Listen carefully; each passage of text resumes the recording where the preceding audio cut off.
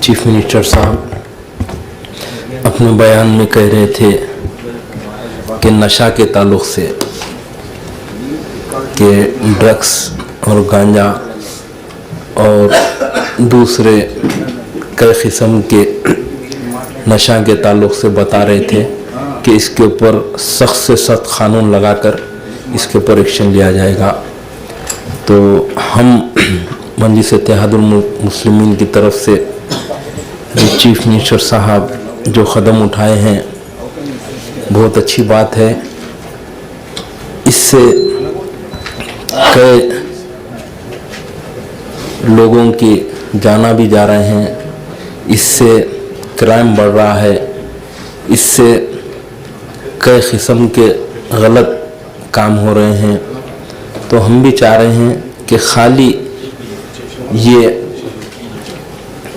बोलने से अच्छा अमल होना बहुत अच्छी बात है। और मैं और एक बात भी आपके ज़रिए से बताना चाहता हूँ। 94 में जब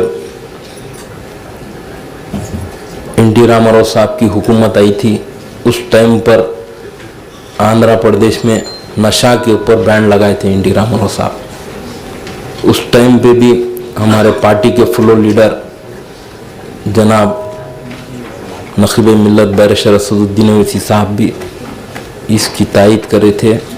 और मैंने एक मीटिंग में था सदर साहब के साथ। उस वक़्त सदर साहब एक प्रॉफिट मोहम्मद मुस्तफ़ा सल्लल्लाहु अलैहि वसल्लम के हदीस भी बताए कि हमारे इस्लाम में एक नशा हराम चीज़ है, ये नशे को दूर रखना चाहिए।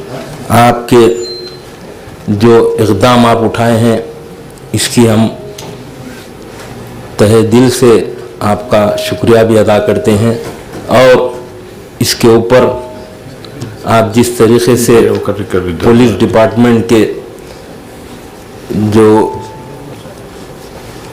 लोग को इसके ऊपर आपको एक IPS ऑफिसर का भी कुछ बता रहे थे, उनको भी इसके ऊपर मैं जिम्मेदारी दूंगा बोलकर, बहुत अच्छी बात है साहब। हम मजलिस इत्तेहादुल मुस्लिमीन हमेशा जब कभी भी हुकूमत अच्छा काम करती है तो उसकी बराबर तायद करती है, जब हुकूमत गलत काम करती है तो उसकी मुखालिफत भी करती है मजलिस इत्तेहादुल मुस्लिमीन। और एक चीज़ भी मैं बताना चाहता हूँ हमारे वज़ीर आला से कि आज से 2 महीने पहले इलेक्शन कोड आने से पहले हुकूमत तेलंगाना और KCR साहब ने गरीबों के लिए 2 BHK घर दिए साहब। तकरीबन 1 लाख घर ग्रेटर हैदराबाद में देने का वादा करे थे। उसमें से 65,000 लोगों को घरों के पट्टे दिए। मगर मुझे अफसोस होता है कि KCR साहब ने एक अच्छे दिल से काम किए, मगर जो ग्रेटर हैदराबाद के ऑफिसर्स है वो लोग ने इस काम में लापरवाही करे और गरीबों के साथ गरीबों को जो हक KCR साहब दिए थे उसमें KCR साहब तो हक अदा कर दिए, मगर आज तक 65,000 जो घरान दिए, कई जगह तो करंट का प्रॉब्लम है बोल के वो लोग को चाबी दे दिए, घरों में नहीं उतरे।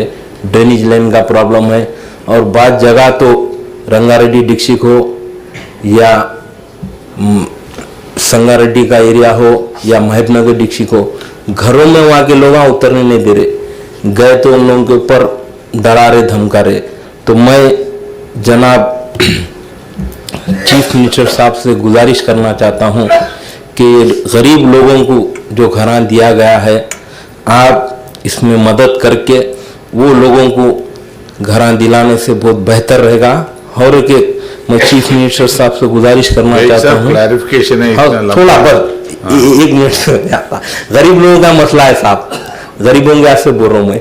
जो 35,000 घर बन के तैयार है 2 BHK, वो भी हुकूमत तेलंगाना रेवंत रेड्डी साहब चीफ मिनिस्टर साहब जल्द से जल्द देने से गरीबों को बहुत फायदा होगा। दूसरी चीज साहब, एक ही क्लैरिफिकेशन रहता प्लीज। आखिरी है साहब आखिरी है साहब आखिरी मिनारिटीज का जो सब्सिडी नहीं होगा, ये 2 मिनट में मैं खत्म कर दे रहा हूँ, 2 मिनट में। 2 मिनट नहीं 1 मिनट। साहब चीफ मिनिस्टर साहब सुनना चाह रहे हैं मगर आप बोलना नहीं दे रहे हमारे को साहब कुछ भी नहीं। जो गरीब लोगों को मिनारिटीज के जो सब्सिडी का 1-1 लाख रुपए लोन दिए ना साहब, उसमें कई जनों को चेक बाउंस हो गए साहब। आपसे गुजारिश है वो गरीबों को, हमारे मिनारिटीज के भाया हैं, उन लोगों को आप दिला दिए तो मेहरबानी साहब। और एक बार आपको मैं बोलना चाह रहा हूँ साहब, नशा के ताल्लुक से आप बहुत बेहतरीन कदम उठा रहे हैं। मैं असेंबली में भी आपकी स्पीच सुना और यहाँ भी सुना, बेहतरीन है साहब। आप लोगों को कई लोगों की दुआ लगेंगी और क्राइम भी कम होगा, गुंडागर्दी भी कम होगी आप ये कदम उठाने से। शुक्रिया, खुदाफिज। విధంగా ఎంఐఎం సభ్యులు చాలా విషయాలు ప్రస్తావించారు। నేను తప్పకుండా मैं गुजारिश करता हूँ मेरा साथियों से, एमआईएम पार्टी वहाँ पर भी अकबरुद्दीन ओवैसी जी बहुत सारे मुद्दे उठाए, वहाँ पर फिर क्लैरिफिकेशन में बोलने के लिए मुझे ज़्यादा मौका नहीं मिला। यहाँ पर भी डबल बेडरूम के और गरीब के जो माइनॉरिटी कॉरपोरेशन में चेक दिए बाउंस हो गए, हम पहले से यही बोल रहे हैं ये नकली सरकार है, नकली चेक देने में माहिर है। वही सरकार मैं बोल रहा हूँ, जो सरकार भाई चेक कौन दिए? नहीं आप लोग समझ रहे नहीं, चेक किसने दिए? जो नकली चेक किसने दिया? हम थोड़ी दिए। मैं इसीलिए बार बार झूठे वादा करने वालों को ज़्यादा भरोसा मत करो, ऐसा दोस्ती गलत है बोल के मेरा साथियों को बार बार मैं गुजारिश किए। अभी नतीजा आप आंखों के सामने दिख रहा है, आप दोस्त समझकर गले मिलाया, वो नकली चेक दे के आपको धोखा दिए। इसीलिए मेरा माइनॉरिटी भाइयों से एक ही गुजारिश है, 4% रिजर्वेशन माइनॉरिटी वेलफेयर के लिए हम लोग दिए, माइनॉरिटी कॉरपोरेशन हम ही ने बनाए। आगे भी जो चेक्स आपको मिले बाउंस हो गए बराबर ज़रूर वो पूरा डिटेल मैं ले लेता हूँ। मेरा पेशी में भी एक माइनॉरिटी वेलफेयर को देखने के लिए एक आईपीएस सीनियर आईपीएस ऑफिसर को हमारा पेशी में हम ले लिए। आपको जो भी मुद्दा है अभी नहीं, कभी भी ज़रूरत पड़े तो 10 to 7 बजे तक, 10 बजे से लेकर 7 बजे तक वो दफ्तर में बैठेगा। आप लोग जो भी आम जनता के लिए, गरीब लोगों के लिए जो भी मुद्दा उठाए, यहाँ सरकार गरीब लोगों के लिए काम करने के हम तैयार है। अब जो भी लाए हम पूरा, अब जो मुद्दे उठाए जो डबल बेडरूम के बाकी के चीज़ों में हम वेलकम कर रहे हैं। और ये ड्रग्स के बारे में आप जो खुल के हमको मदद दिए, मैं भी धन्यवाद देना चाहता हूँ, क्योंकि ऐसे कामों में ये सब सारे राजनीति के बारे में ये चर्चा करने का समय नहीं है। आप लोग जो खुल के आप आगे आए, हम भी आपके साथ लेकर, क्योंकि ये एरेडिकेट करना बोले तो हैदराबाद शहर में ज़्यादा से ज़्यादा केसेस यहाँ ही हो रहे हैं। हैदराबाद शहर में जितने सारे इलेक्टेड रिप्रेजेंटेटिव है सबके साथ लेकर मैं आगे चलना है। आपका भी मदद मैं ज़रूरी लेता हूँ। मेरे ऑफिसरों को भी मैं बोल देता हूँ कि आपसे अगर कुछ भी मदद ज़रूर पड़े, कोई बंदा उधर के इधर के कहीं के रहा तो, आप लोगों का जान पहचान कभी रहा तो पुलिस हवाला करने के लिए आपका भी हम मदद ले लेंगे। बोलते सर, अभी बहुत सारे हैं, अभी क्लैरिफिकेशन के बारे में जो वो मुद्दा उठाए वो बात करेंगे।